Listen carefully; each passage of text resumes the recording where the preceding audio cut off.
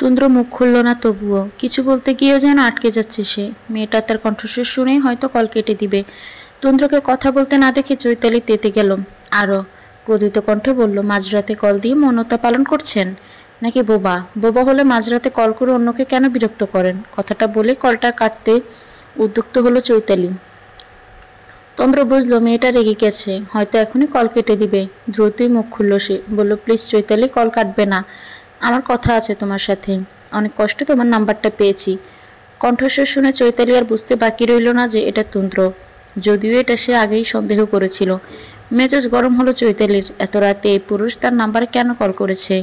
বিচ্ছেদটাই যে সে আনন্দে গ্রহণ করেছে এখন, সেই বিচ্ছেদ আটকাতেই এই লোকের কেন এত আয়োজন এখন? বিচ্ছেদ ঘটানোর আগে তার হৃদয়ে তীব্রভাবে আঘাত করার আগে কেন তুন্দ্র ভেবে কাজ করেনি? কেন সব দিক বিবেচনা করেনি?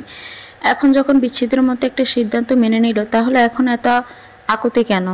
এ কোন ব্যক্তিত্বের পরিচয়? চৈতালির চোখ মুখ শক্ত হলো। শক্ত কণ্ঠে এসে বলল, আপনি আবার বিরক্ত করছেন আমাকে? আপনার সাহস তো কম নয়। ব্যাকুল হয়ে উঠল তুন্দ্র, ব্যাকুল কণ্ঠে বলল, প্লিজ চৈতালি, কলটা কেটো না, আমার কথাটা শুনো একটিবার। চৈতালি শুনল না তুন্দ্রর কোনো কথাই। কলটা কেটে দিল সে। তুন্দ্র আবারও কল লাগালো চৈতালির নাম্বারে। চৈতালি দেখলো কলটা কিন্তু ধরলো না, উল্টো কলটা কেটে বন্ধ করে দিল মোবাইলটাই। মেয়েটা শেষ পর্যন্ত মোবাইলটাই বন্ধ করে দিল। এর থেকে ব্লক করতে পারত, সে না হয় আরেকটিবার নাম্বার দিয়ে আবার কল করত চৈতালিকে। আশাহত হলো তুন্দ্র, অসহায় দৃষ্টিতে তাকিয়ে রইল চৈতালির নাম্বার পানে। ভোরের আলো ফুটেছে চারিদিকে, সূর্যের উজ্জ্বল রোশনিতে সেজে উঠেছে চারিদিক। ব্যস্ত নগরের ব্যস্ততা বাড়ছে ক্রমেই, চারিদিকে গাঁড়ের প্যাপো ধ্বনিতে ভরে উঠেছে। তুন্দ্র প্রতিদিনের ন্যায় আজও অপেক্ষা করছে চৈতালির বাড়ির সম্মুখে। অপেক্ষা করছে কখন বাইরে বেরিয়ে আসবে চৈতালি, কিন্তু কই, আজ যে তার দেখা নেই। আজ যে বাইরে এলো না চৈতালি। তুন্দ্র হাত উঁচিয়ে তাকালো, হাতে বাঁকা হাত দিয়ে ঘড়িটার পানে। সময় দেখলো ইতিমধ্যে 10টা পেরিয়ে গেছে।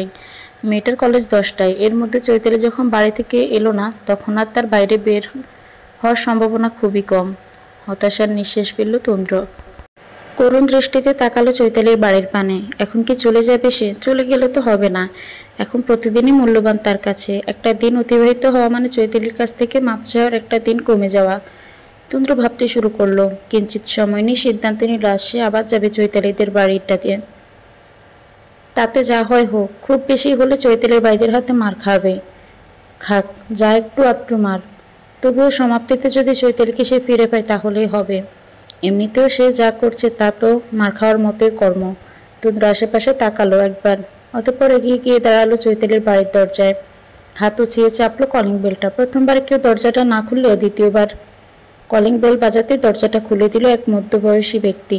শরীরে চড়ানো একটি মলিন শার্ট আর লুঙ্গি। লোকটা হবে হয়তো এ বাড়িতে কাজ করে। তুন্দ্র কিছু বলার আগে একবারই কথা বলল লোকটি, শান্ত কণ্ঠে শোধালো, কাঠে চাই। তুন্দ্র ইতস্ত বোধ করছে একটু। সে বেশ বুঝতে পারছে এই মুহূর্তে পরিবেশটা ঠিক যতটা শান্ত, এরপর পরিবেশটা দ্বিগুণ অশান্ত হয়ে উঠবে। এই লোক হয়তো চিনতে পারেনি তাকে, নয়তো এমনি এতক্ষণে খবর দিয়ে দিত সবাইকে। আমতা আমতা শুরু করলো তুন্দ্র। বলল, চৈতালি। চৈতালি আছে? ম্যাডাম তো। এতটুকু বলেই থামতে হলো লোকটিকে। তাকে থামিয়ে তার পিছন থেকে বরাট কণ্ঠে কেউ বলে উঠল, কে এসেছে? কাশেম। কাশেম নামক লোকটি সরে দাঁড়ালো দরজা থেকে। সাথে সাথে দৃশ্যমান হলো তার পেছনের অবস্থানত আরেকজন মধ্যবয়স্ক লোককে। প্রথম দেখাতেই লোকটাকে চিনে ফেলল তুন্দ্র। চিনবে নাই কেন? লোকটি তার শ্বশুর ইফতেখার চৌধুরী। নিজের শ্বশুরকে চোখের সামনে দেখে আরেকটু অপ্রস্তুত হয়ে পড়ল তুন্দ্র। সেদিন এসে তো এই লোকের ছেলের মার খেয়ে গেছে। আজ না সিনেমার মতো এই লোক ছুটে গিয়ে বন্দুক নিয়ে তেড়ে আসে তার দিকে, আর বন্দুকটা মাথায় ঠেকিয়ে বজ্রকণ্ঠে বলে, তোর এত বড় সাহস, আমার মেয়েকে কাঁদিয়েছিস? তোকে আমি মেরেই ফেলবো। তুন্দ্র ইফতেখার চৌধুরীকে দেখে নিজ মনে আকাশ পাতাল ভাবনার মধ্যে ডুবু হলেও তার ভাবনার মতো কিছুই হলো না। ইফতেখার চৌধুরী কোনো রকম রাগ দেখালেন না তার প্রতি,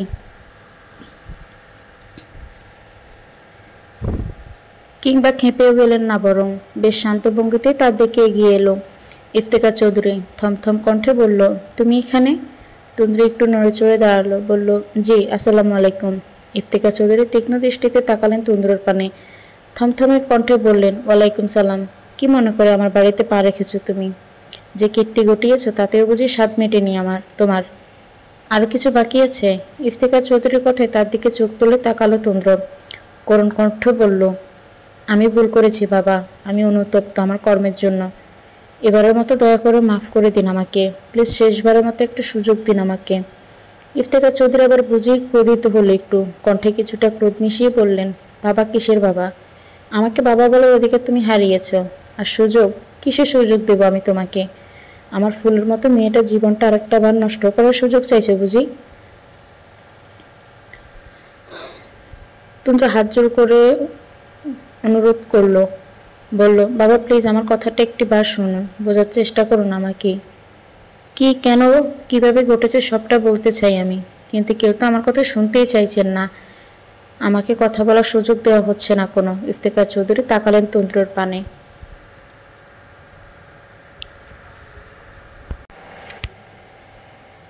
বরাবরই ভীষণ বিচক্ষণ মানুষ তিনি। ছেলেটার চোখ মুখে অস্থিরতার ভাব লক্ষ্য করেছেন তিনি। তাছাড়া বিষয়টা তার মেয়ের জীবনের সাথে জড়িত। এভাবে রাগ করে বা হটকারিতায় সিদ্ধান্ত নিলে চলবে না। তন্দ্রের ব্যাপারে ভালোভাবে জেনে শুনে সব খোঁজখবর নিয়েই অনেক ভেবেচিন্তে ছেলেটার সাথে নিজের মেয়ের বিয়ে দেওয়ার মতো সিদ্ধান্ত নিয়েছিলেন তিনি। সেই ছেলে আজ হঠাৎ এমন একটা কাজ কেন করে বসলো জানা উচিত তার। তাছাড়া এখন পর্যন্ত যতদূর সে শুনেছে, ছেলেটা ডিভোর্স পেপার পাঠালেও তার সাথে ডিভোর্স হয়নি চৈতালির। মেয়েটাকে নিজের কাছে ফিরিয়ে নিতেও বেশ পাগলামি শুরু করেছে তন্দ্র। এ বিষয়ে তৃষ্ণা বেগম আর আহসান মির্জার সাথেও কথা হয়েছে তাদের কথা থেকে যতটুকু বুঝেছে, ছেলেটা কোনো কারণবশত চৈতালিকে ডিভোর্স দেওয়ার সিদ্ধান্ত নিয়েছিল। সব দিক বিবেচনা করে ইফতেখার চৌধুরী মনে হচ্ছে ছেলেটা কি বলতে চাইছে তার অন্তত শোনা উচিত একবার।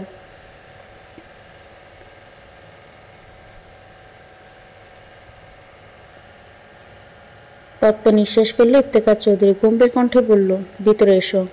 তন্দ্র অবাক হলো কিছুটা। যেখানে কেউ তার কোনো কথা শুনতেই রাজি নয়, সেখানে তার শ্বশুরমশাই এত সহজে মেনে নিল। ভিতরে ভিতরে যেন নতুন কোনো আশার আলো খুঁজে পেল সে। ইফতেখার চৌধুরী পিছু পিছু সে ঢুকে গেল ভিতরে, গিয়ে দাঁড়ালো ড্রয়িং রুমে। সোফার এক পাশে বসলেন ইফতেখার চৌধুরী। তন্দ্রকেও আদেশের সুরে বললেন, বসো। তন্দ্র কথা বাড়ালো না বেশি, ভদ্র ছেলের মতো বসলো সোফায়। ইফতেখার চৌধুরী তাকালেন তন্দ্রের পানে, বললেন, কি বলতে চাইছিলে বলো এখন। তন্দ্র সময় নিল একটু, দীর্ঘশ্বাস ফেলে বলতে শুরু করলো একে একে সব ঘটনা। ইফতেখার চৌধুরী মনোযোগ সহকারে শুনলেন সবটা শুনে তার মনটা নরম হলো বুঝি একটু। বয়স বেড়েছে, সাথে অভিজ্ঞতাও, তাই হৃদয়ও কোমল তার। তিনি ভাবলেন দুই পরিবার আবার একবার বসা উচিত এ ব্যাপারে। মেয়ের সাথেও কথা বলে ভুল বোঝাবুঝির অবসান ঘটানো উচিত এবার। বিয়ে তো কোনো ছেলে খেলা নয় যে যখন ইচ্ছে হলো করলো আর যখন ইচ্ছে হলো ভেঙে দিল। তারপরেও ছেলেটা ভুল করে ফেলেছে, এখন মাপও চাইছে। একটা সুযোগ অন্তত দেওয়া যায় ছেলেটাকে, অন্তত মেয়ের সুন্দর একটা ভবিষ্যতের আশায়। আর যদি মেয়েটার ডিভোর্স হয়ে যায়, তবে সমাজ যে তার ফুলের মতো মেয়েটার জীবন কতভাবে উষ্ঠাগত করবে তা সে জানে ভালোভাবে। যেহেতু সে মেয়ের বাবা, সেহেতু সব দিক বিবেচনা করে কোনো সিদ্ধান্তে পৌঁছাতে হবে তাকে। তবে ইফতেখার চৌধুরী আগে থেকে কিছু বললেন না তন্দ্রকে, শুধু গলা উঁচিয়ে ডাক দিলেন কাশিমকে। বললেন, কাশিম, চা দিয়ে যা 2 কাপ। কিছুক্ষণ সময় পরে কাশিম চা নিয়ে এলো 2 কাপ, রাখলো তাদের সামনে ছোট টেবিলটায়। ইফতেখার চৌধুরী 1 কাপ চা তুলে বাড়িয়ে দিলেন তন্দ্রর দিকে, বললেন, নাও। তন্দ্রা হাত বাড়িয়ে নিতে গেল চায়ের কাপ, কিন্তু পারল না। তার আগে জ্বরের গতিতে কেউ এসে কলা চেপে ধরল তার। তন্দ্র চমকে উঠে তাকালো সম্মুখ পানে, দেখতে পেল হাসান চৌধুরী, ক্রোধিত মুখশ্রী, চোখ মুখ শক্ত হয়ে আছে তার, চোখ দুটো রক্তিম বর্ণ ধারণ করেছে। তন্দ্র কলার ধরে দাঁতে দাঁত চাপল হাসান চৌধুরী, ক্রোধিত কণ্ঠে বলল, তুই আবার এসেছিস? সেদিন মারে ধরেনি তোকে? তন্দ্র বলতে চাইল কিছু, কিন্তু তার আগে সোফা থেকে উঠে দাঁড়ালেন ইফতেখার চৌধুরী, শক্ত কণ্ঠে বললেন, তোমাকে আমি এই শিক্ষা দিইনি হাসান, যে বাড়ি আসা অতিথির গায়ে হাত তুলবে তুমি। ওর কলার ছাড়ো। হাসান চৌধুরী ছেড়ে দিল তন্দ্রের কলার। অবাক চোখে থাকালো বাবার পানে। এত কাহিনীর পরে ছেলের সাথে তার বাবার এত নরম ব্যবহার কেন? আশ্চর্য হচ্ছে সে। হাসান চৌধুরী অবাক সুরেই বলল, বাবা, তুমি এই ছেলেটার পক্ষ নিচ্ছ, আবার ঘরে ডেকে চা খাওয়াচ্ছ এত কিছুর পরেও? হাবিব, তুমি কথাটা সম্পূর্ণ করতে পারলেন না ইফতেখার চৌধুরী। তার আগে তাকে থামিয়ে দিল হাসান চৌধুরী। ক্রোধে যেন দিশেহারা হয়ে পড়েছে সে। এ বিয়েটাতেও তার মতামত ছিল না কোনো, শুধু বাবার জন্য মেনে নিতে হয়েছিল তাকে। এত কিছু হয়ে যাওয়ার পরেও বাবার সে ভঙ্গিমা বদলান না। মেয়ের জন্য কি একটুও কষ্ট হচ্ছে না তার? খারাপ লাগছে নাকি? চোখ মুখ শক্ত করে উঠল হাসান চৌধুরীর। কঠোর কণ্ঠে সে বলল, অনেক শুনেছি তোমার কথা বাবা। তোমার কথা শুনে আমার বোনেরা যে অবস্থা। সেদিন যদি তোমার কথা মতো রাজি না হয়ে হতাম তবে আমার বোনটা তাহলে ভালো থাকতো এখন। কথাটুকু শেষ করে একটু থামলো হাসান। অতঃপর আবার বলল, আমি আমার বোনের আবার বিয়ে দেব। ওর থেকে 1000 গুণ ভালো ছেলের সাথে বিয়ে দেব। এই বিষয়ে আমি কারো মতামত চাইছি না, শুধুমাত্র আমার সিদ্ধান্ত জানিয়েছি। আর এবার আমার সিদ্ধান্তের নড়চড় হবে না কোনো। কথাটা শেষ করে হাসান চৌধুরী হনহন করে বেরিয়ে গেল বাড়ি থেকে।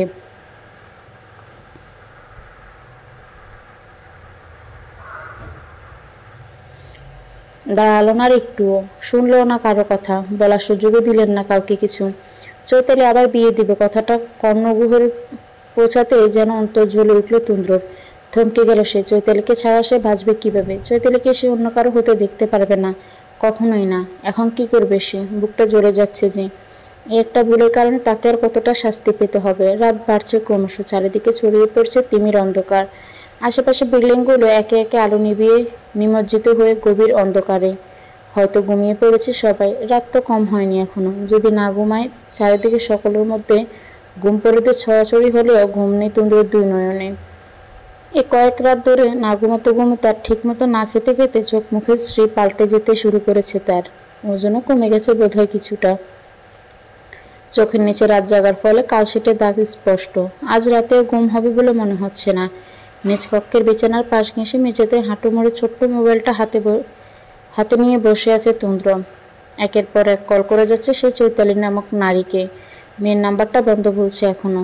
ওই যে কাল বন্ধ করেছে, তারপর আর হয়তো খোলেনি। সারাদিনে তুন্দ্র অনেকবার কল করেছে চৈতালিকে, কিন্তু প্রতিবারই ওপাশ থেকে মিষ্টি কণ্ঠধারে এক মহিলা জানিয়েছে,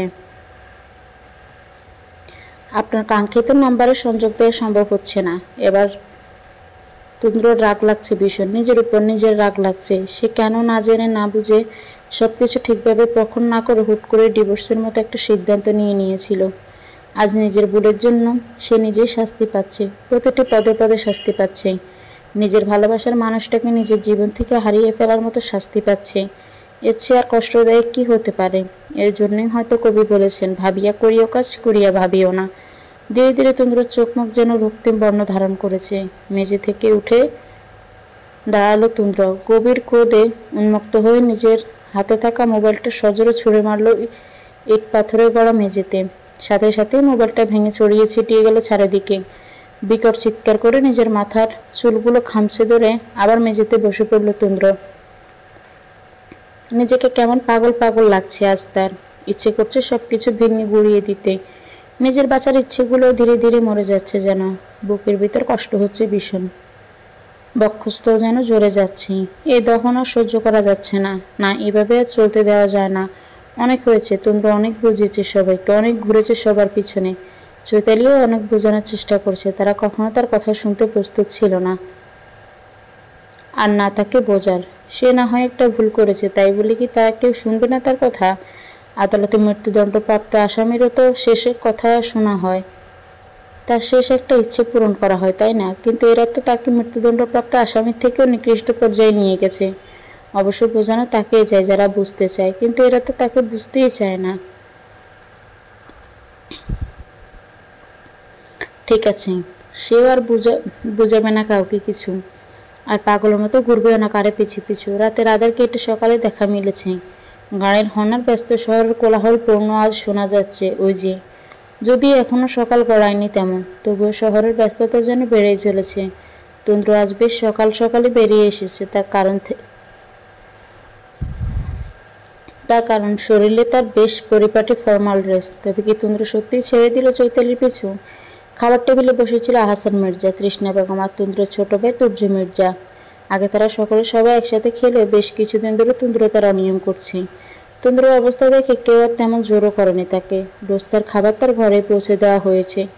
তবে আজ বেশ কয়েকদিন পর তাকে আবারও আগের রূপে দেখে বেশ অবাক হলেন সবাই, যদিও মুখে প্রকাশ করেনি কেউ। কিন্তু তার মা তৃষ্ণা বেগম, এই মহিলা অবশ্য মধ্যস্থানে আছে বড় বিপাকে। এ কদিন ছেলের বিধ্বস্ত অবস্থায় চৈতালির পেছনে পাগলের মতো ঘুরতে দেখে চৈতালিকে এ বাড়িতে ফিরে পাওয়ার একটা আশা খুঁজে পেয়েছিলেন তিনি। আবার ছেলের বিধ্বস্ত অবস্থাও ব্যতীত করেছিল তার হৃদয়। এখন আবার ছেলের আগের রূপ দেখে হৃদয়ে শান্তি লাগছে তার, কিন্তু চৈতালিকে আর কখনো ফিরে না পাওয়ার আশঙ্কা জাগছে ভিতরে ভিতরে। তৃষ্ণা বেগমের ভাবনার মধ্যে তন্দ্র এসে বসলো খাবার টেবিলে। বলল, মা ক্ষুধা লেগেছে, খাবার দাও তাড়াতাড়ি। তৃষ্ণা বেগম আর দেরি করলেন না, দ্রুতই ছেলের সম্মুখে খাবার পরিবেশন করলেন। ছেলেটা ঠিকভাবে খাবার মুখে তুলে না এ কয়দিন, চেহারাটাও শুকিয়ে গেছে। তন্দ্র শুকনো মুখ পানে তাকিয়ে ব্যথিত হলো তৃষ্ণা বেগমের হৃদয়। ছেলেকে খাবার দিয়ে সে আবার বসলো নিজের স্থানে। উসখুস করতে করতে শুরু করলো কিছু বলার জন্য। তার যে কিছু বলার আছে, কিন্তু কীভাবে বলবে ঠিক ভেবে পাচ্ছে না। ছেলের এই কয়দিনের পাগলামি মা হয়ে নিজের চোখে দেখেছেন তিনি। এখন আবার এই কথা বললে ছেলে ঠিক কী প্রতিক্রিয়া দেবে ভেবে পাচ্ছে না। আবার বিয়েটা ছেলেটাকে না জানালেই নয়, এ বিষয়ের সাথে তো ওরও ওতপ্রোতভাবে জড়িত। তন্দ্র বুঝলো মায়ের অভিব্যক্তি খেতে খেতে সে বলল, কিছু বলবে মা? আমতা আমতা করে শুরু করলেন তৃষ্ণা বেগম। বললেন, আসলে বাবা বলেছিলাম কি। তৃষ্ণা বেগমের কণ্ঠ ইতস্তত স্পষ্ট। তন্দ্র খাবার রেখে শীতল দৃষ্টিতে তাকালো মায়ের পানে। বলল, আমাকে তোমার কিছু বলার জন্য ইতস্ত করতে হবে না তোমাকে, বলে ফেলো তাড়াতাড়ি। ও বাড়ি থেকে কল করেছিল চৈতালির বড় ভাই হাসান চৌধুরী। সে আবার বিয়ে দিতে চাইছে চৈতালিকে। যত তাড়াতাড়ি সম্ভব ডিভোর্স পেপার ফাইল করবেন তারা, আর তোকেও পাঠিয়ে দিবে। তোকে সই করে দিতে বলেছে পেপারে। তন্দ্র মুখটা চুপসে গেল, কালো অন্ধকার নেমে এলো যেন তার চোখ মুখে। মলিন কণ্ঠে সে মায়ের উদ্দেশ্যে প্রশ্ন ছুড়ে দিল, চৈতালি কি রাজি আবার বিয়ে করতে? তৃষ্ণা বেগম আনমনে উত্তর দিলেন, হয়তো। তন্দ্র তার সম্মুখে রাখা খাবার প্লেটটা ঠেলে রাখলো। না খেয়েই উঠে দাঁড়ালো সে। শান্ত কণ্ঠে বলল, ডিভোর্স পেপার পাঠিয়ে দিতে বলো, আমি সই করে দেব। বেলা গড়িয়েছে কিছুটা। সূর্যটা ঘুরতে ঘুরতে চলে এসেছে মাথার উপরে, তেজে ছড়াচ্ছে সকালের দ্বিগুণ ভাবে। চৈতালির কলেজ শেষ হয়েছে মাত্র কিছুক্ষণ আগে। হেঁটে বাড়ি ফিরছিল সে। কলেজ থেকে তার বাড়ি দূরে নয় বেশি। আবার এর মধ্যে দুপুরের রাস্তাঘাট মানুষের নেই তেমন। একা একাই যেন পুরো রাস্তা জুড়ে রাজত্ব চলছে চৈতালির। অবশ্য তার সেদিকে কোনো খেয়াল নেই। সে তো নিজের জীবনে হিসেব মিলাতেই ব্যস্ত। মাত্র 6 মাসের তার সুন্দর জীবনটা কোথা থেকে কোথায় গিয়ে দাঁড়ালো, এটাই বুঝি তাকদিরের লেখা। বুক ছেড়ে দীর্ঘশ্বাস বেরিয়ে এলো চৈতালি। আনমনেই সে হেঁটে চলল বাড়ির রাস্তা ধরে। মাঝপথে আসতে হঠাৎ করে কোথা থেকে একটা মাইক্রোবাস এসে ব্রেক কষালো চৈতালির সম্মুখে। হকচকিয়ে উঠল সে। এতক্ষণ অন্যমনস্ক থাকায় বিষয়টাতে একটু বেশিই চমকালো সে। আকস্মিক ঘটনায় হৃদয়যন্ত্রটাও লাফিয়ে উঠল প্রচণ্ডভাবে। ঈশার একটু হলেই তার মৃত্যু অবধারিত ছিল, কিন্তু সে মরল না, বেঁচে আছে এখন। অবশ্য মরলে খারাপ হতো না। জীবনের এই পর্যায়ে এসে সে ইতিটান্ত দুনিয়ার সকল বেড়াজাল থেকে, এত দুঃখ কষ্ট যাতনার হয়তো থাকতো না। এ পৃথিবীর নামক কঠিন মায়াজাল থেকে হয়তো মুক্তি পেত সে। কেন মরল না আজ সে?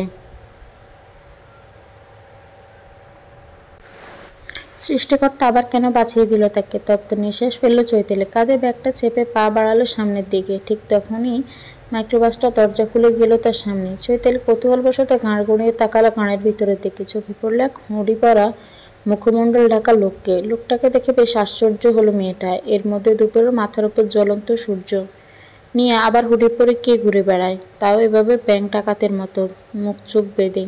চৈতালি ভাবনার মধ্যে লোকটি এসে দাঁড়ালো তার সম্মুখে। কিছু বুঝে ওঠার আগে তার চোখে মুখে স্প্রে করলো। চৈতালি হাত দিয়ে ঠেকানোর চেষ্টা করলো, কিন্তু পারল না। স্প্রের গ্যাস কি আর হাতে বাঁধা মানে? কিন্তু কি হলো? চৈতালির মাথা ঘুরতে শুরু করলো মিনিটের মাথায়। চোখের সামনে ঝাপসা হয়ে আসতে শুরু করলো চারপাশ। মস্তিষ্ক সচলতা হারাচ্ছে। তাকে কি কিডন্যাপ করা হচ্ছে? অনাকাঙ্ক্ষিত কিছু ঘটনার আশঙ্কায় বক্ষস্থল কাঁপতে শুরু করলো চৈতালি। চিৎকার করে সাহায্য চাইতে চাইল কারো কাছে, কিন্তু হয়তো তার কণ্ঠনালী থেকে কোনো শব্দ বের করতেই যেন সক্ষম হচ্ছে না সে। কণ্ঠনালীটি যেন কেউ চেপে ধরে রোধ করে রেখেছে। চৈতালি বুঝতে পারল ধীরে ধীরে জ্ঞান হারাচ্ছে সে। সম্পূর্ণরূপে জ্ঞান হারানোর পূর্বে সে শুধু দেখল সেই কালো পোশাকধারী ডাকাত বেশি লোকটা টেনে হিঁচড়ে গাড়িতে তুলছে তাকে। সে বাধা দিতে চাইল, কিন্তু পারল না। তার আগেই সম্পূর্ণরূপে জ্ঞানহীন হয়ে পড়ল চৈতালি। গভীর রাত, চারিদিকে নীরব নিস্তব্ধতার বিচরণ। নেই কোনো কোলাহল, জনমানবের কোনো সারা শব্দ পাওয়া যাচ্ছে না একদম। শুধু শোনা যাচ্ছে মৃদু কণ্ঠে ঝিঝি পোকার কণ্ঠস্বর। চৈতালি সনাট হয়ে শুয়ে আছে ড্রিমলাইটের ঝাপসা আলোয় ঘেরা অন্ধকারাচ্ছন্ন একটি রুমে। বেশ কিছুক্ষণ যেতে একটু নড়েচড়ে উঠল চৈতালি। বোধহয় জ্ঞান ফিরল তার। পিট পিট করে চোখ খুলে তাকালো সে। প্রথমবার চোখ খুলতেই তার চোখের সম্মুখে সবকিছু ঝাপসা দৃশ্যমান হলো। দ্রুতই সে আবার চোখ দুটো বন্ধ করে নিল। কিছুটা সময় নিয়ে খুলল চোখ দুটো। ডিম লাইটের মৃদু আলো দেখতে পেল মাথার উপর ফ্যানটা। মাথাটাও কেমন ভার লাগছে। কতক্ষণে ভেবে পড়েছিল জানা নেই তার। মাথাটা হালকা ঘুরিয়ে সে আশেপাশে তাকালো। এটা তো তার বাড়ি বা তার রুম নয়। সে এখানে কেন, কোথায় আছে? মস্তিষ্কে চাপ প্রয়োগ করলো চৈতালির। মনে পড়ল তার কিডন্যাপের ঘটনা। তাকে তো কিডন্যাপ করা হয়েছিল। আটকে উঠল চৈতালি। তার মানে কিডন্যাপার তাকে কিডন্যাপ করেছে, এখানে আটকে রেখেছে। অজানা আশঙ্কায় বুকটা কেঁপে উঠল তার। দরফড়িয়ে উঠে বসতে চাইল সে, কিন্তু পারল না। নিজেকে আবিষ্কার করলো কোনো পুরুষের শক্তপোষণ হাতের বাঁধনে। এতক্ষণ বিভিন্ন চিন্তা ভাবনায় তো এদিকে খেয়ালই করা হয়নি। চমকে উঠল সে। তাকে এই পুরুষ জড়িয়ে কেন রেখেছে? তার মানে কি সব শেষ তার? নিজের শরীরের দিকে তাকিয়ে ভালোভাবে পর্যবেক্ষণ করলো চৈতালি। না, জামা কাপড় তো ঠিকই আছে। তাহলে কি কিডন্যাপার এখনও করেনি কিছু তার? কিন্তু কে এই লোক, আর কেনই বা তাকে কিডন্যাপ করল? চৈতালি গাঁড় ঘুরিয়ে দেখার চেষ্টা করলো তার পাশে থেকে আষ্টেপৃষ্টে জড়িয়ে শুয়ে থাকা পুরুষকে। কিন্তু পুরুষটির বন্ধন এতটাই দৃঢ় ছিল যে সে নড়তে পর্যন্ত পারছিল না। দম বন্ধ হয়ে আসছিল যেন। এভাবে কেউ দূরে রাখে নাকি? চৈতালি মোচড়ামুচড়ি শুরু করলো। নিজে ছাড়াতে চাইল এই পুরুষের বন্ধন থেকে। তবে তার এহেন কর্মকাণ্ডে বোধহয় বিরক্ত হলো তার পাশে থাকা কিডন্যাপার নামক পুরুষটি। হালকা নড়ে চড়ে উঠল লোকটি। ঘুম জড়ানো বিরক্তি মাখা কণ্ঠে বলল, আর নড়াচড়া করো না তো। এমনি অনেকদিন ঘুম হয় না ঠিকভাবে, একটু ঘুমোতে দাও শান্তিতে। কিডন্যাপারের কণ্ঠস্বর কর্ণগ্রহ পৌঁছাতে চমকে উঠল চৈতালি। এই কণ্ঠ যে তার চেনা, খুব চেনা। হয়তো খুব বেশি এই কণ্ঠস্বরটা শোনার মতো সৌভাগ্য তার হয়নি, তবে ভালোবাসার প্রিয় পুরুষ বলে কথা। তার কণ্ঠস্বর কি ভুলে যাওয়া যায় নাকি এভাবে? কিন্তু তন্দ্র তাকে কিডন্যাপ কেন করবে? তার উদ্দেশ্য কি? চৈতালি কিছুটা ডকিত সুরে বলল, তন্দ্র আপনি আপনি কিডন্যাপ করেছেন আমাকে? তন্দ্র গুঞ্জরানো কণ্ঠে উত্তর দিল, ক্রোধে ফুঁসে উঠল চৈতালি।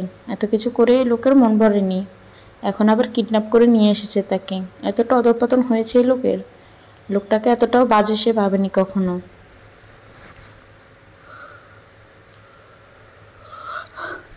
গভীর ক্রোধে উন্মুক্ত হলো চৈতালি। তীব্র রাগে ধাক্কা মারল তন্দ্রকে। আকস্মিক হামলা চৈতালির কাছ থেকে কিছুটা দূরে সরে গেল তন্দ্র। চৈতালি দ্রুতই উঠে বসল। পাগলের ন্যায় দৌড়ে গেল দরজার কাছে। দরজা খোলার চেষ্টায় ব্যস্ত হয়ে পড়ল সে। তন্দ্র দৌড়ে গেল তার কাছে। শক্ত হাতে ধরল মেয়েটার হাত। কিছুটা অস্থিরতা নিয়ে বলল, পাগলের মতো কোথায় ছুটছ? চৈতালি ফিরে তাকালো তন্দ্রার পানে। অগ্নিজোড়া কণ্ঠে বলল, ছাড়ো না আমার হাত, আমি বাড়ি যাব। তন্দ্রা আলতোভাবে জড়িয়ে ধরল চৈতালিকে। কিছুটা শান্ত ভঙ্গিতেই বলল, বাড়ি? কোন বাড়ি? তুমি তো তোমার বাড়িতেই আছো। ব্রু কুচকালো চৈতালি। বলল, মানে? মানে এটা আমার বাড়ি, অর্থাৎ তোমার স্বামীর বাড়ি। তার মানে তোমারও বাড়ি। দাঁতে দাঁত চাপলো চৈতালি। বলল, কিসের স্বামী? আপনার সাথে ডিভোর্স হয়ে গেছে আমার। তন্দ্রাকে একটু শক্ত করে জড়িয়ে ধরল চৈতালিকে। বলল, কোনো ডিভোর্স হয়নি আমাদের। আইনত তুমি এখনও আমার স্ত্রী। চৈতালি ছিট মেরে নিজেকে ছাড়িয়ে নিল তন্দ্রের বাহুবন্ধন থেকে। ফুঁসে উঠে বলল, কি শুরু করেছেন কি আপনি? এত কিছু করেও আপনার শখ মেটেনি, এখন আবার আমাকে কিডন্যাপ করার মতো ঘৃণ্য একটা কাজ করতে পারলেন আপনি? এমন একটা কাজ করতে আপনার বিবেকে বাঁধেনি বুঝি একটুও? ভাবতেও অবাক লাগছে আমার। ছি! চৈতালির মুখে এমন কথা শুনে অস্থির হয়ে উঠল তন্দ্র। তবে কি চৈতালিকে কিডন্যাপ করে ভুল করেছে সে?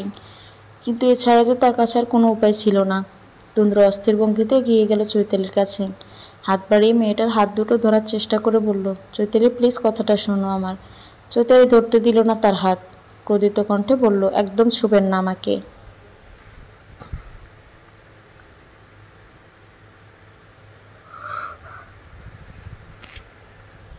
আর আমি শুনবো না কোনো কথা। আপনি একটা খারাপ মানুষ। আপনি কিডন্যাপ করেছেন আমাকে। আপনি একজন কিডন্যাপার। আর একজন কিডন্যাপারের কোনো কথা শুনতে ইচ্ছুক নই আমি। আমাকে বাড়ি দিয়ে আসুন, আমি বাড়ি যাব। যাবে তো? আগে আমার কথাটা শোনো। চৈতালি আবারও দরজা খুলতে উদ্যোগ হলো। বলল, না, শুনবো না আমি আপনার কোনো কথা। নিশ্চয়ই ভাইয়ারা আর বাবা আমার জন্য চিন্তা করছে খুব। আমি বাড়িতে যাব।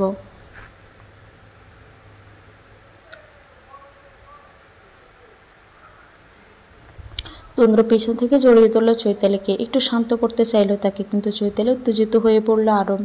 তুন্দ্র বন্ধন থেকে ছুটে যেতে চাইল বারবার। তুন্দ্র আরও শক্ত করে জড়িয়ে ধরল মেয়েটাকে, হাত টেনে নিজের দিকে ফিরিয়ে শক্ত করে তাকে জড়িয়ে ধরে নিজের সাথে বুকের সাথে চৈতালি তবুও শান্ত হলো না। হাত পা ছড়াছড়ি শুরু করছে সে। তুন্দ্র উপায় খুঁজে পেল না। শেষে বাধ্য হয়ে চৈতালির মাথার পিছন থেকে হাত রাখলো শক্ত হাতে, তাকে টেনে নিল নিজের দিকে। দ্রুতই নিজের সূক্ষ্ম দুই ঠোঁটের সাথে মিলিয়ে দিল চৈতালির নরম কোমল ঠোঁট। আকস্মিক ঘটনায় হোক চকিয়ে উঠল চৈতালি। হতবাক হয়ে থেমে গেল সে। হৃৎপিণ্ডটা যেন লাফিয়ে উঠল প্রচণ্ড গতিতে। এই প্রথম তার ঠোঁটে এত গভীরভাবে তাকে কেউ ছুঁয়েছে, তাও তার প্রিয় পুরুষ। হৃদয়ে যেন উথাল পাতাল শুরু হয়েছে তার। পেটে নাড়িভুড়ি যেন মুচড়ে বেরিয়ে আসতে চাইছে। নিঃশ্বাসের গতিও বৃদ্ধি পেয়েছে। তুন্দ্র শুধুমাত্র ঠোঁটে ঠোঁট ছুঁয়ে চুপ থাকেনি, মত্ত হয়েছে গভীর চুম্বনে। পরম আবেশে আপনা আপনি চোখ দুটো বন্ধ হয়ে গেল চৈতালির। ধীরে ধীরে শান্ত হলো মেয়েটা, যেন নিস্তেজ হয়ে পড়েছে ধীরে ধীরে। চৈতালিকে শান্ত হতে দেখে তাকে ছেড়ে দিল তুন্দ্র। গভীর আবেশে নিজের হাত ধরে প্রিয় স্ত্রীর মাথাটা রাখলো নিজের বক্ষস্থলে। দুই হাত দিয়ে নিজের সাথে জড়িয়ে নিল তাকে। চৈতালি ধীরস্থি করল না এবার। মেয়েটার ভিতরে অবাকতা এখনো যেন কাটেনি। এই সুযোগে তুন্দ্র সবটা উগলে দিতে হবে চৈতালির সামনে। তুন্দ্র একটু ঝুঁকে চুমু খেলো চৈতালির চুলের ভাঁজে। বলল, আমার কথা তোমার শুনতেই হবে। আজ আমার কথা না শুনলে আমি ছাড়ছি না তোমাকে। আমার সব কথা শুনে তোমাকে বলতেই হবে। বলতেই তো আয়োজন, কিডন্যাপার পর্যন্ত করেছি। একটু থামলো তুন্দ্র, অতঃপর বলল, আগে আমার সব কথা শুনো, তারপর যদি তোমার মনে হয় আমাকে শাস্তি দিবে দিও, আমি তোমার সব শাস্তি মাথায় পেতে নেব। চৈতালি বলল, না, কিছুই মনে রইল না সে। তুন্দ্র তার মনতাকে সম্মতি ভেবে নিল, বলতে শুরু করলো সবটা। একে একে সব বলে ক্লান্ত হলো সে। চৈতালি তুন্দ্রর বুকে মাথা রেখে শুনল সবটা। তুন্দ্রর বলা শেষেই তাকে ছেড়ে দূরে সরালো চৈতালি। গোল গোল চোখে তাকালো তুন্দ্রর পানে। বলল, তার মানে আপনি আমাকে আগে থেকেই ভালোবাসেন? আমাকে পাওয়ার জন্য ডিভোর্স দিতে চেয়েছেন আমাকে? তুন্দ্র এগিয়ে গিয়ে আলতোভাবে চৈতালির দুই হাত নিয়ে নিল নিজের হাতের পাজে। কাতর কণ্ঠে বলল, আমি তোমাকে ভালোবাসি চৈতালি, ভীষণ ভালোবাসি। তোমাকে ছাড়া বাঁচতে পারবো না আমি। প্লিজ আমাকে বাঁচার সুযোগ একটা দাও তুমি। আমি যেটা করেছি না জেনে, ভুল করে, সেখানে তুমি জেনে শুনে আমার জীবনটা শেষ করে দিচ্ছ। শুনেছি ভুল করে নাকি মহান সৃষ্টিকর্তার কাছে মাপ চাইলে সেও মাফ করে দেয়। আর তুমি করবে না? চৈতালি তাকালো তুন্দ্রের পানে, বলল কিছু একটা। অতঃপর বলল, আপনি যে মেয়েটাকে ভালোবাসতেন সেটা যদি আমি না হতাম, তবে আর সত্যিই ডিভোর্স হয়ে যেত আমাদের, তাই না?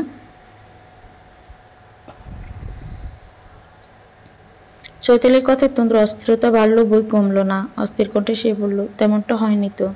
সৃষ্টিকর্তা আমার ভালোবাসার নারীকে তুমি রূপেই তো পাঠিয়েছেন, তাই না? তাহলে প্লিজ এই কথাগুলো বলো না আর। আমি ভুল করেছি, অন্যায় করেছি। আমাকে মারো কাটো, যা খুশি করো, আমি বাধা দিব না। তবুও আমাকে ছেড়ে যেও না। আমাকে শেষ একটা সুযোগ দাও, ফিরে এসো আমার কাছে প্লিজ চৈতালি, আমাকে এভাবে শেষ করে দিও না। চৈতালি উত্তর দিল না কোনো। নিজের হাত দুটো ছাড়িয়ে নিল তুন্দ্রের হাতের বাস থেকে। অতঃপর বিছানার উপর গিয়ে বসলো। তুন্দ্রের পানে তাকিয়ে বলল, খিদে পেয়েছে আমার। তুন্দ্রর ধ্যান ভাঙল। খেয়াল এলো মেয়েটাকে সে সেই যে তুলে নিয়ে এসেছে, তারপর থেকে এখনো খাওয়া হয়নি কিছুই। এখন মধ্যরাত, ক্ষুধা লাগাটা স্বাভাবিক। আগে কেন বিষয়টা খেয়াল এলো না তার? তুন্দ্র তাকালো চৈতালির পানে, বলল, তুমি বসো একটু, আমি খাবার নিয়ে আসছি এক্ষুনি। কথাটা শেষ করে লম্বা লম্বা পা ফেলে রুম থেকে বেরিয়ে গেল তুন্দ্র। খানিক সময় পরেই প্লেট খিচুড়ি নিয়ে এসে হাজির হলো সে। প্লেটটা বাড়িয়ে দিল চৈতালির পানে, বলল, গ্রাম অঞ্চল তো, এখানে তেমন কিছুই পাইনি। আসার সময় হোটেলে শুধুমাত্র খিচুড়িই পেয়েছি।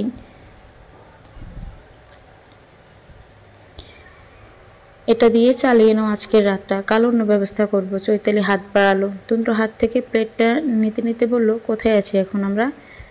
আমাদের গ্রামের বাড়িতে। বেঞ্চি কাটলো চৈতালি, বলল, কিডন্যাপ করে কোথায় সাজেক কক্সবাজার রাঙামাটি নিয়ে যাবেন তা নয়, এনেছেন আপনাদের সেই কাদো প্যাচে গ্রামে।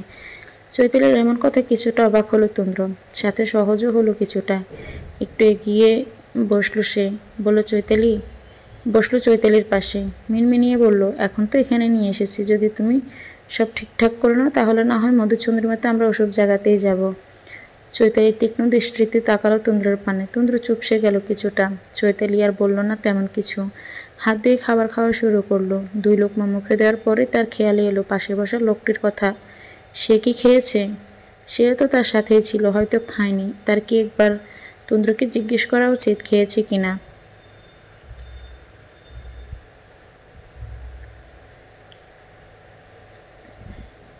কেমন ইতস্ত লাগছে তার, তবুও নিজের ইতস্তবোধকে দূরে রেখে সে তুন্দ্রকে জিজ্ঞেস করলো, আপনি খেয়েছেন?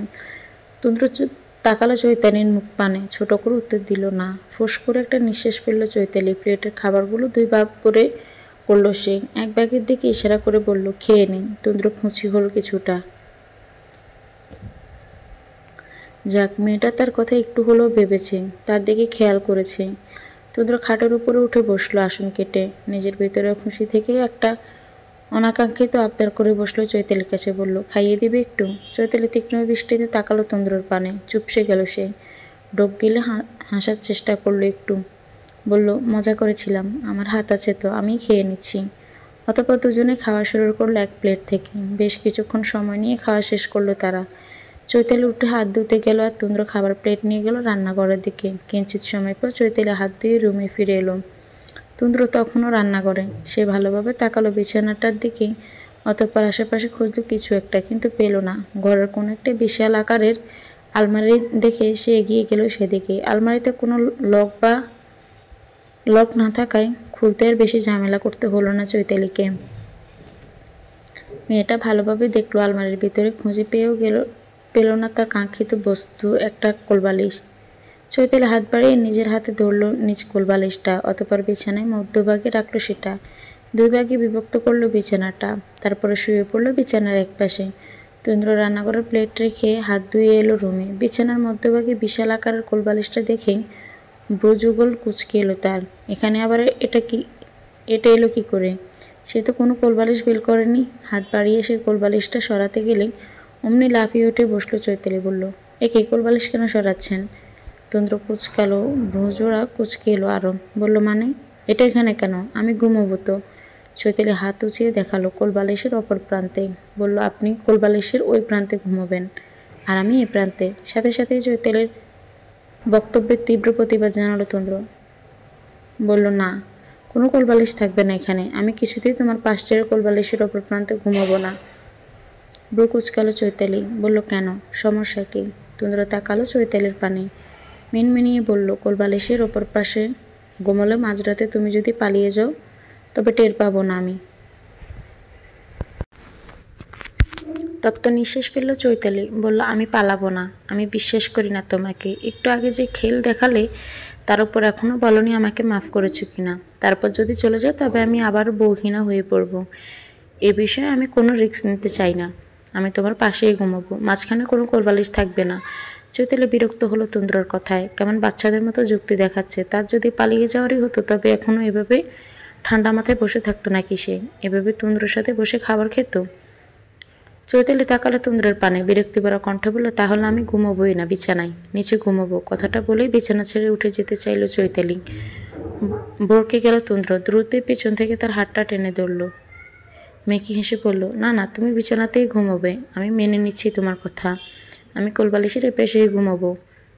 কিন্তু ব্রু কুচকাল চৈতালি। বলল, কিন্তু কি? তুন্দ্র উত্তর না কিছুই না। বিছানা ছেড়ে উঠে গেল সে। একটা গামছা এনে তার এক প্রান্ত বেঁধে দিল চৈতালির হাতে, আর অন্য প্রান্তে বেঁধে নিল নিজের হাত। অতঃপর একটা স্বস্তির নিঃশ্বাস ফেলে বলল, এবার ঠিক আছে, ঘুমাও এখন। এভাবে গামছার 2 প্রান্তে দুজনের হাত বাঁধতে দেখে অবাক হলো চৈতালি। অবাক সুরে সে বলল, গামছা কেন বাঁধলেন? তুন্দ্র গামছার বাঁধনটা আরেকটু শক্ত করতে করতে বলল, তুমি যদি আমাকে ছেড়ে যেতে চাও বা পালিয়ে যাও তাই এটা বাঁধলাম। এটা যখনই খুলতে যাবে বা টান পড়বে তখনই আমি বুঝে যাব তুমি চলে যেতে চাইছো আমাকে। তখনই দ্রুত উঠে পড়তে পারবো আমি। চৈতালি দাঁতে দাঁত চাপল। কি শুরু করেছে এই পুরুষ? এগুলো বাচ্চামো ছাড়া আর কি বলবে সে? তার যদি পালিয়ে যাওয়ার পরিকল্পনায় থাকে তবে সেই সামান্য গামছা বেদ করতে পারবে তাকে? যত সব আজগুবি কাণ্ড। চৈতালি কিছুটা বিরক্ত নিয়ে বলল, এত বড় একটা দামড়া পুরুষ হয়ে বাচ্চাদের মতো করছেন কেন? তুন্দ্র তাকালো চৈতালির পানে। বলল, দামড়া পুরুষ হয়ে তো বউ আটকে রাখতে পারলাম না, তাই দেখছি বাচ্চা হয়ে আটকে রাখতে পারি কিনা। চৈতালি কথা বাড়ালো না আর। এর সাথে কথা বলাই বেকার। চুপচাপ সে শুয়ে পড়ল অন্যদিকে ফিরে। কিন্তু অন্যদিকে ফিরেও শান্তি নেই যেন। খানিক সময় পরে হাতে টান পড়ল তার। বিরক্ত হলো চৈতালি। নাক মুখ কুচকে ফিরে তাকালো তুন্দ্রর পানে। বলল, কি হয়েছে? ঠোঁট টেনে হাসলো তুন্দ্র। বলল, দেখলাম বাঁধনটা ঠিকঠাক কাজ করছে কিনা। কথাটা শেষ করে বিছানায় শুয়ে পড়ল সে। চৈতালিও মুখ ঘুরিয়ে নিল। কথায় কথায় বাড়বে, তার থেকে চুপ থাকাই শ্রেয়। এই মুহূর্তে একটু শান্তি চাই তার। চৈতালি আবার শুয়ে পড়ল অন্যদিকে ফিরে, কিন্তু ঘুম নেই তার দুই চোখে। একে একে ভাবছে সে তুন্দ্রের বলা সবগুলো কথা। সে কি মাফ করে দিবে তুন্দ্রকে, আবারও স্বামী হিসেবে মেনে নিবে তাকে? আর যদি তুন্দ্রের ভালোবাসার নারীটি সে না হতো, তবে তো এতদিনে তার আর তুন্দ্রের ডিভোর্স হয়ে যেত।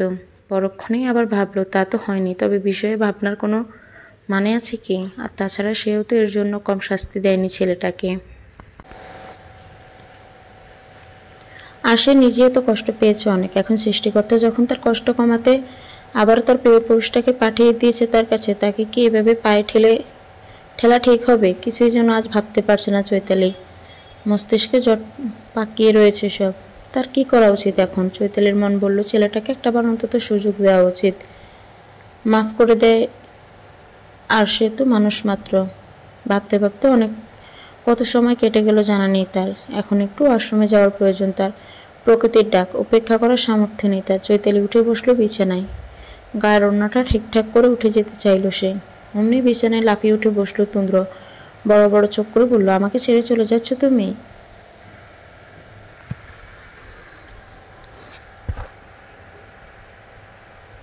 অবাক হলো চৈতালি। একটু সময়ের জন্য সে ভুলে গিয়েছিল তার হাতে বাঁধা গামছার কথা। অবাক সুরে সে বলল, ছেড়ে চলো কেন যাব?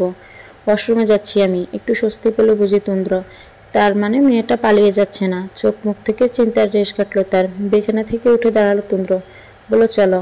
বুক উচকালো চৈতালি। বলল, আপনি কোথায় যাবেন? কেন ওয়াশরুমে? এবার ফুঁসে উঠল চৈতালি। না, সহ্য করা যাচ্ছে না। সে তখন থেকে লোক একের পর এক বাচ্চামো করেই যাচ্ছে। এত বড় ধামড়া ছেলে যদি এভাবে বাচ্চামো করে, তাহলে সহ্য করা যায়? দাঁতে দাঁত চাপলো চৈতালি। বলল, বাচ্চামো বন্ধ করুন, নয়তো একদম মাথা ফাটিয়ে ফেলবো আপনার। তুন্দ্র তাকালো চৈতির দিকে। চোখ জোড়া ছোট ছোট করে বলল, আমি কি ওয়াশরুমের ভিতরে যাওয়ার কথা বলেছি নাকি? আমি বাইরে দাঁড়াবো, তুমি ভিতরে যাবে। ওয়াশরুমের ঘরের ভিতরেই, আপনাকে সেখানে যেতে হবে না। আমি একাই যেতে পারবো। তুন্দ্র অসম্মতি জানালো চৈতালির কথায়। বাচ্চাদের মতো মাথা ঝাঁকিয়ে বলল, না, আমি যাব। তোমাকে বিশ্বাস নেই। ওয়াশরুমের কথা বলে যদি চলে যাও তুমি।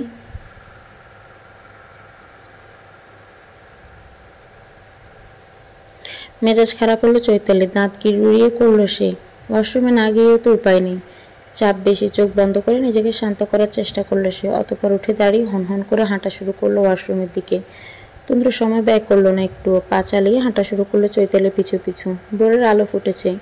চারিদিকে আলোকিত হয়েছে ঝলমলে সূর্যের আলোয়। শহুরে গাছপালাহীন পরিবেশ সকালের এই সময়ে সূর্যটা তার তীব্র প্রখর ছড়িয়ে দিলেও গ্রামের পরিবেশ সম্পূর্ণ ভিন্ন। চারিদিকে গাছপালা ভরা পরিবেশ। পাতায় পাকা গলিতে মৃদু মিষ্টি সূর্যের আলো এসে ছুঁয়ে দিচ্ছে ভূমিকে। সাথে চারপাশটা মুখরিত হয়ে উঠেছে নানান জাতের পাখিদের কলকালিতে। পাখিদের শব্দে আর ঘুমোতে পারল না তুন্দ্র। ঘুম ভাঙল তার। চোখ না খুলেই অলসতা ভাঙতে পুরো বিছানা জুড়ে গড়াগড়ি খেলো একবার। আরেকবার গড়াগড়ি খেতে উদ্যুক্ত হলে তার খেয়াল হলো বিছানায় খালি, অর্থাৎ পাশেই কেউ নেই। চৈতালি তার পাশে নেই। ধপ করে উঠে চোখ মেলে তাকালো তুন্দ্র। তাকালো ফাঁস ফিরে। চৈতালি কোথায়? তাদের দুজনের হাতে বাঁধা সেই সেতু বন্ধনের গামছাটাও খুলে অবেলায় গড়াগড়ি খাচ্ছে বিছানার উপরে। কলিজাটা ধক করে উঠল তুন্দ্রর। তবে কি চলে গেছে চৈতালি? কোথায় গেছে? এদিকের কিছুই তো চেনা জানা নেই মেয়েটার। তাহলে? পরক্ষণে তার মন নেতিবাচক ইঙ্গিত দিল। বোঝালো, আজকাল কি আর চেনা জানা লাগে? হাতে টাকা থাকলে আর মনে সাহস থাকলে পাড়ি দেওয়া যায় দূর দূরান্ত।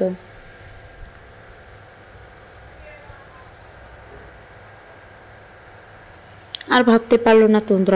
মনটা দিশেহারা হলো তার। হৃদয় কম্পিত হলো ভয়ে চৈতালিকে আরেকবার হারানোর।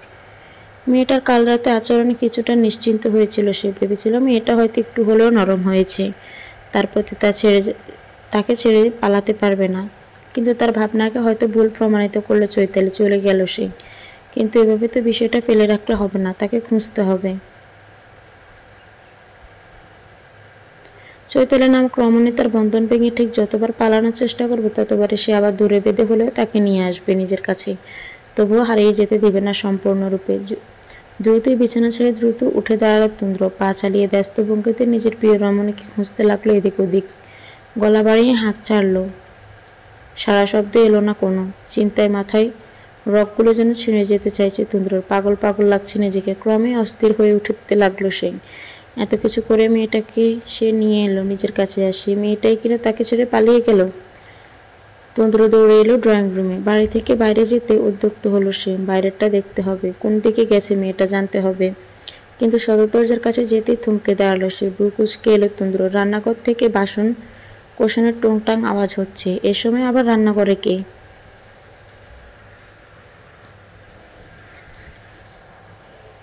বাইরে বেরিয়ে যাওয়ার আগে রান্নাঘরে উঁকি দিল তন্দ্র। দেখতে পেল চৈতালি গুজে রান্না করছে। কোমর ওড়না গুজে চুলগুলো উপরে তুলে বাঁধা, একদম পাক্কা ঘিন্নির মতো লাগছে যেন মেয়েটিকে।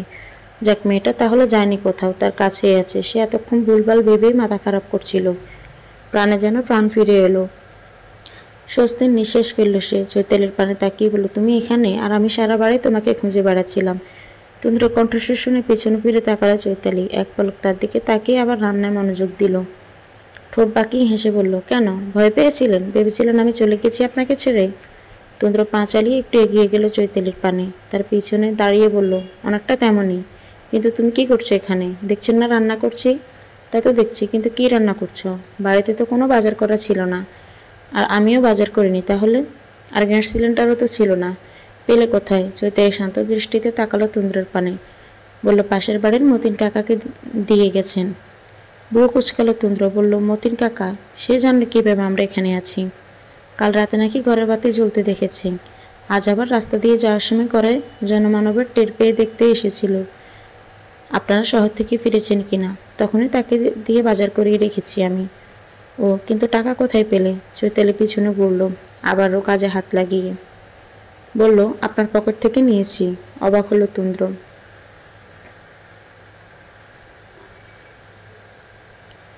তার পকেট থেকে টাকা নিয়েছে চৈতালি? কাল থাকবে না বলেও পুরো বাড়ি মাথায় তুললো, আর আজ কিনা পকেটেও হাত দিয়ে দিয়েছে। তন্দ্র আর চোখে তাকালো চৈতালির পানে। বিড়বিড়িয়ে বলল, এখনও মেনেই নিল না, অথচ পকেট কাটা শুরু করে দিয়েছে আমার। ব্রু কুচকে তন্দ্রের পানে তাকালো চৈতালি। বলল, কিছু বললেন? মেকি হেসে তন্দ্র বলল, না মানে বাজার করিয়ে রেখে ভালোই করেছো, আমার আর কষ্ট করতে হলো না, এটাই বলেছিলাম আর কি। চৈতালি আর পাত্তা দিল না তন্দ্রর কথায়।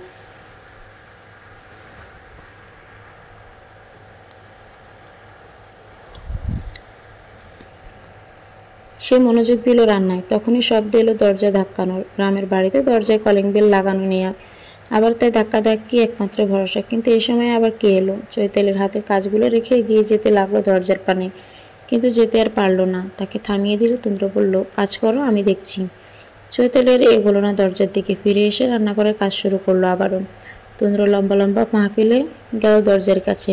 ডান হাত বাড়িয়ে খুললো দরজাটা। সামনের দিকে তাকাতেই যেন চমকে উঠল সে। দরজার সামনে চৈতালির 5 ভাই, 2 ভাবি, বাবা, এমনকি তন্দ্রর বাবা মাও দাঁড়িয়ে আছে। এ কি, এরা এখানে কেন?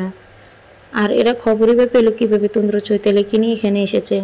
কলেজের মধ্যে যেন মোচড় দিয়ে উঠল তন্দ্রর। এরা কি তবে আবারও চৈতালিকে তার কাছ থেকে কেড়ে নিতে এসেছে? হয়তো তাই, নয়তো এদের এভাবে দলবল নিয়ে এখানে আসার আর তো কোনো কারণ দেখছে না সে। তন্দ্রর চোখ মুখ শুকিয়ে এলো নিমেষে। থমকে দাঁড়িয়ে রইল ওখানে। এই মুহূর্তে তার ঠিক কী করা উচিত ভেবে পাচ্ছে না কিছু। মস্তিষ্কে কেমন ফাঁকা ফাঁকা লাগছে। অনেক কষ্টে নিজের বউকে কিডন্যাপ করে তাকে নিজের মনের কথা বলেছে। বউ নরমও হয়েছে একটু। এখন আবার বউয়ের ভাইদের সাথে ঝামেলা জড়ালে বউ যদি আবার বেঁকে বসে তখন?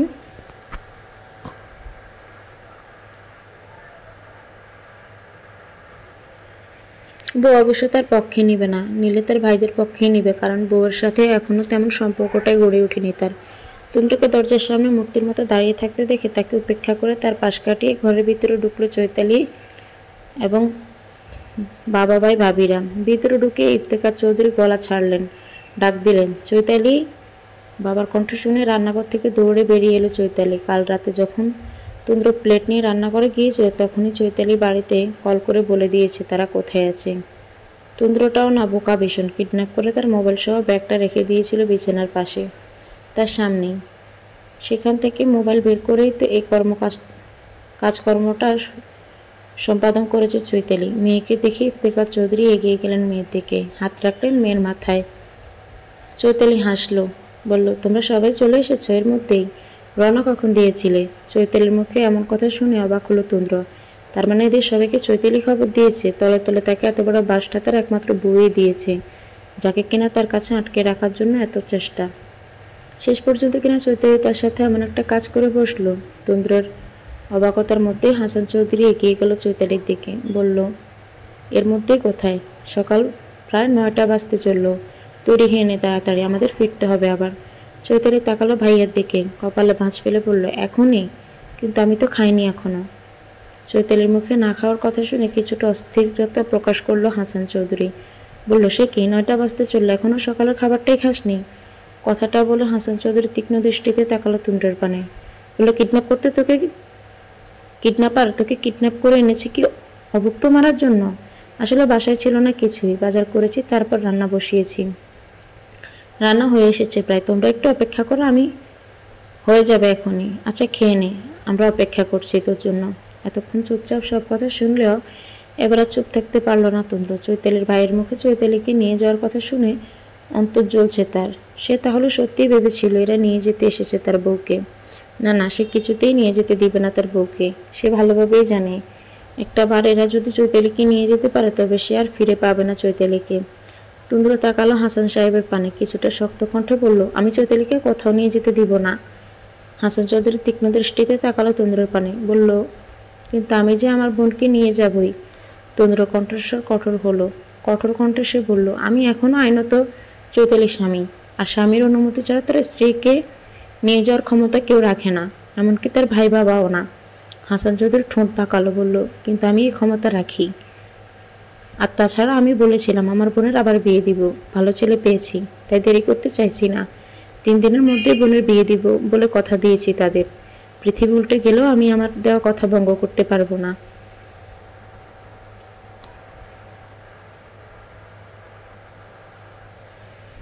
আশা করি তুমি বুঝতে পেরেছো আমার কথা। হাসান চৌধুরীর কণ্ঠে এমন কথা যেন তীব্র বেগে আছড়ে পড়ল তুন্দ্রর হৃদয়ে। ক্ষতবিক্ষত হলো তার ভিতরটা। চৈতালির আবার বিয়ে? কিসের বিয়ে? চৈতালি তার শুধুমাত্র যাকে পেতে সে এত কিছু করলো, শেষে কিডন্যাপারের মতো একটা মারাত্মক কাজ করলো। তাকে কিনা এখন বিয়ে দিব অন্য কারোর সাথে? বললেই হলো নাকি? এত সোজা? তাছাড়া এখন একজন স্বামীর বর্তমান থাকতে কেন মেয়ের আবার বিয়ে? বাংলাদেশের কোনো আইনে আছে তুন্দ্র তার স্বামী, আর আজীবন শুধুমাত্র সেই থাকবে চৈতালির স্বামী হিসেবে।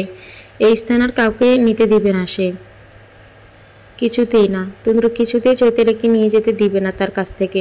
অন্য কারোর সাথে বিয়ে তো দূরে থাকুক, তাতে যদি তার এই শালা সম্প্রদায়ের সাথে ঝামেলা করতে হয় তবে করবে সে। তবুও বউকে নিজের কাছে রেখেই ছাড়বে। মনে মনে সাহস সঞ্চয় করলো সে। হাসান চৌধুরীর পানে দৃষ্টি নিক্ষেপ করে শক্ত করে বলল, লজ্জা করছেন আপনার? স্বামী বর্তমান থাকতে বোনকে আবার অন্যত্র বিয়ে দেওয়ার কথা চিন্তা করছেন? তুন্দ্রের কথায় যেন মজা পেল হাসান চৌধুরী। শরীর দুলিয়ে হাসলো সে। বলল, আমার লজ্জা শরম বরাবরই একটু কম।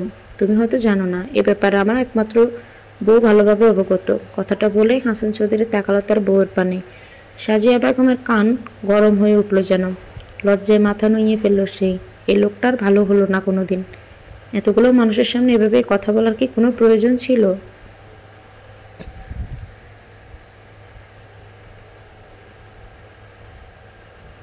বিশেষ করে বউয়ের নামটা না উঠেলেই কি হতো না? হাসান চৌধুরীর কথায় ঠোঁট পাকালো তুন্দ্র। বেটা বড়ই সুযোগবাদী। নিজের বউ আর তার বউ তো বউ নাই। নিজের বউয়ের সামনে নির্লজ্জ হয়ে অন্যের বউকে ছাড়ার কথা পায়তারা করছে। বদলোক কোথাকার। তুন্দ্র সরু দৃষ্টিতে তাকালো হাসান চৌধুরীর পানে, বলল, আমি আমার বউকে কোথাও নিয়ে যেতে দেব না। মুখ বাঁকালো হাসান চৌধুরী, বলল, কিন্তু আমি তো আমার বোনকে নিয়ে যাবই, আর 3 দিনের মধ্যে বিয়ে দিয়ে ছাড়বো। এবার আর নিজের মেজাজ ধরে রাখতে পারল না তন্দ্র। কি তখন থেকে তার বউকে নিয়ে যাওয়ার কথা ষড়যন্ত্র চালিয়ে রেখেছে? হতে পারে এই ভদ্রলোক চৈতালির ভাই, তাই বলে কি সে মাথা কিনে নিয়েছে নাকি? হাসান চৌধুরী যদি চৈতালির ভাই হয়, সেও চৈতালির স্বামী। আর মেয়েদের বিয়ের পর ভাইয়ের থেকে তার উপর স্বামীর অধিকারটাই বেশি থাকে। সেদিক থেকে চৈতালির উপর তার অধিকারটাই বেশি। মনে মনে ফুঁসে উঠল তন্দ্র। বলে, নিয়ে গিয়ে দেখান তো পারলে। হাসান চৌধুরী হাসলেন, এগিয়ে গেলেন বোনের দিকে। আলতাভাবে বোনের হাতটা ধরে বললেন, চল তো বোন, দেখে কে আটকায় আমাদের।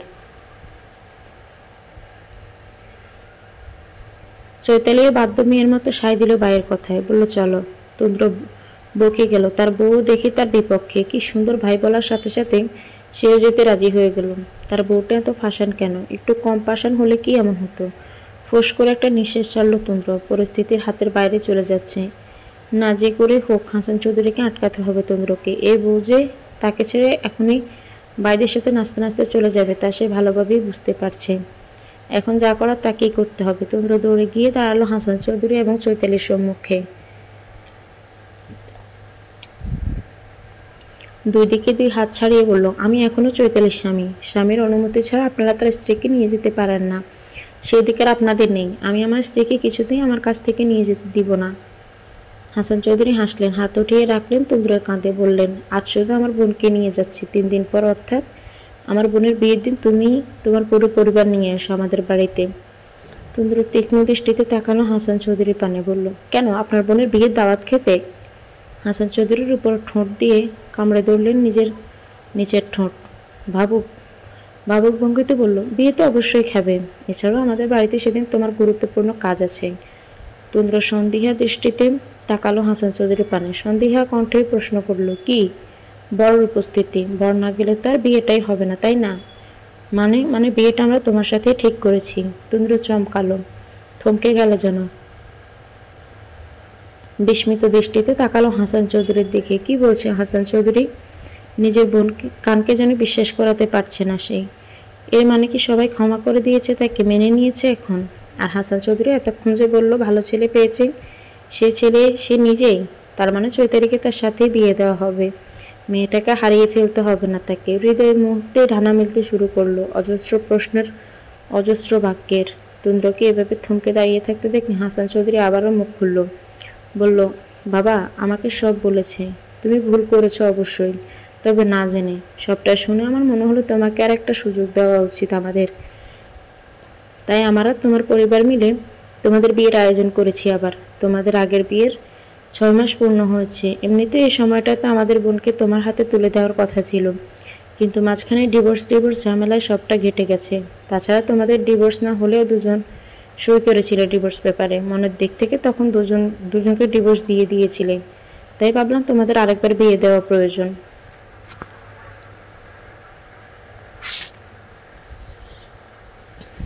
অন্তত এই ডিভোর্সের সইটাকে ধুয়ে দিতে। একটু থামলো হাসান চৌধুরী, আবার বলল, সুযোগ দিচ্ছি, সুযোগের সদ্ব্যবহার করো।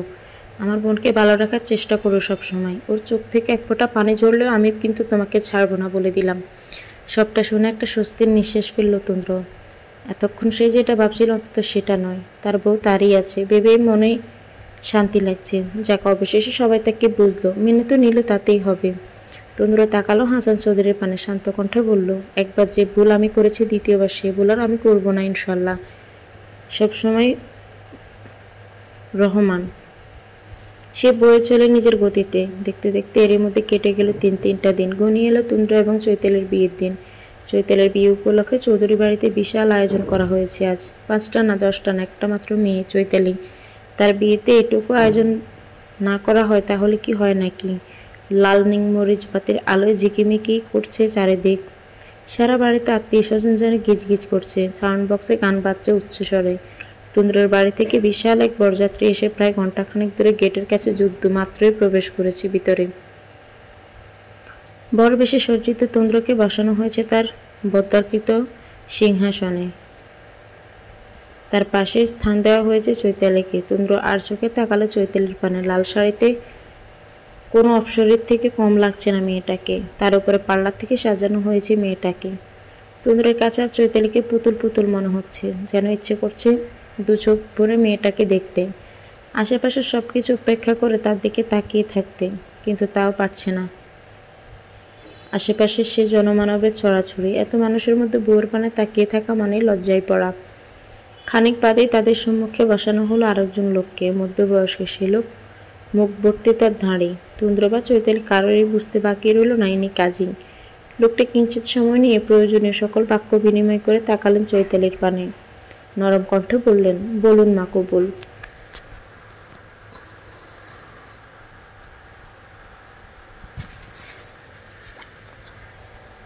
চৈতালি সময় নিল একটু। ঘাড় গড়িয়ে একবার তাকালো বাবা ভাইয়ের পানে। তাদের অভয় পেয়ে শান্ত কণ্ঠে থেমে বলল, কবুল। সাথে সাথে চারিদিকে প্রতিধ্বনি হলো আলহামদুলিল্লাহ শব্দটা। অতঃপর কাজী সাহেব ফিরে তাকালেন তন্দ্রর পানে। তাকে একইভাবে কবুল বলতে বললেন। একটু সময় নিল তন্দ্র, ভেঙে ভেঙে বলল, কবুল। এত বাধা বিঘ্ন পার করে অবশেষে আবারও বিবাহ বন্ধন আবদ্ধ হলো তন্দ্র এবং চৈতালি। অবশেষে তারা দুজন দুজনের হলো, মন থেকে মুছে গেল হারানোর ভয়। রাত গড়িয়ে কিছুটা, তবে আজ বাইরেটা আঁধারে ডেকে ফেলতে পারেনি। চাঁদের মিষ্টি আলোয় আজ ভরে গেছে চারপাশটা। জ্যোৎস্না রাত গোল থাকার মতোই একটা সুন্দর চাঁদ জায়গা করে নিয়েছে আকাশে। চৈতালির মাথায় এক হাত ঘুমটা টেনে বসে আছে বাসর ঘরে। ঘরের চারিদিক থেকে ফুলের একটি মিষ্টি সুগন্ধ এসে বাড়ি খাচ্ছে নাসিকা গহ্বরে। হৃদয় কেঁপে উঠেছে তার। অজানা এক শিহরণ ঠান্ডা হয়ে যেতে চাচ্ছে হাত পা। তবে তন্দ্রের বিয়েটা আগে হলেও বাসর যেতে এই প্রথম, তাই অনুভূতিটাও প্রথম। আচ্ছা, তোমরা ঘরে এসে কি করবে? মানুষটা তো এমনিতেই পাগলাটে ধাঁচের। এই কয়েকদিনে সে অন্তত এই কথাটা বেশ ভালোভাবেই বুঝেছে। আচ্ছা, তার স্বামীর সাথে প্রথম রাতটা কেমন যাবে? অন্য সাধারণ বাসর রাতের মতো সেও কি আজ শিখতে হবে স্বামীর ভালোবাসায়? ভাবতেই লজ্জায় লাল হয়ে উঠল চৈতালির মুখখানা। মাথায় চাপানো ঘুমটাটা টেনে আর একটু নিচে নামালো। তার হাজারো জল্পনা কল্পনার মধ্যেই ঘরে ঢুকলো। ঘরের দরজা খট করে খুলে গেল। ভিতরে ঢুকলো তুন্দ্র। চৈতালির পাশে এবার শান্ত দৃষ্টিতে নিক্ষেপ করলো। দরজাটা বন্ধ করে দিল সে। খেপে উঠল চৈতালি। মনে পড়ল ভাবিদের শেখানো কথা। ভাবিরা পই পই করে বলে দিচ্ছে বড় বাসর করে আসার সাথে সাথে তাকে সালাম করতে। নিজেকে ভীষণ অপ্রস্তুত লাগছে চৈতালির। হৃদয়ের গতি বেড়ে যাচ্ছে তীব্রভাবে। গলা যেন শুকিয়ে আসছে তার। নিজেকে দাতস্থ চৈতালি সামান্য একটু সামলাই তো, সেখানে এত ভয় কিসের? মনের কোন একটু সাহস সঞ্চয় করে বিছানা থেকে উঠে দাঁড়ালো চৈতালি। একটু ঝুঁকে ছুতে গেল তুন্দ্রের। সাথে সাথে লাফিয়ে উঠল সে। লাফিয়ে কিঞ্চিত দূরে সরে গেল। হতবাক কণ্ঠে বলল, এ কি করছো কি? চৈতালি তুন্দ্রের পাশ থেকে উঠে দাঁড়ালো। মাথা নুইয়ে রেখে বলল, সালাম। ভাবিরা শিখিয়ে দিয়েছিল বর বাসর করে ঢুকলেই সালাম করতে। ঠোঁট কামড়ে হাসলো তুন্দ্র। দুই হাত বাড়িয়ে আলতোভাবে টেনে তুলল চৈতালির ঘোমটাটা। দুষ্টুমির স্বরে বলল, আর কিছু শিখিয়ে দেয়নি তোমার ভাবিরা? মুহূর্তেই রক্তিম আবার ছড়িয়ে পড়লো চৈতালির মুখ জুড়ে। ভাবিরা যে কত কিছু শিখিয়েছে তা মনে উঠলেই তো লজ্জায় মাটির সাথে মিশে যেতে ইচ্ছে হয়। তুন্দ্র তাকালো চৈতালির রক্তিম মুখ পানে। বুঝলো লজ্জা পেয়েছে মেয়েটা। এক হাত বাড়িয়ে এসে আগলে নিল চৈতালিকে। ঠাঁই দিল নিজের বুকের মধ্যখানে। বলল, চলো না, আবার নতুন করে শুরু করি। কথাটা শেষ করে একটু থামলো তুন্দ্র। একটু ঝুঁকে ঠোঁট ছোঁয়ালো চৈতালির মাথায়। শীতল কণ্ঠে বলল, ভালোবাসি বউ। চৈতালি মুখ গুজল তুন্দ্রের বুকে। লজ্জায় ভঙ্গিতে বলল, আমিও ভালোবাসি।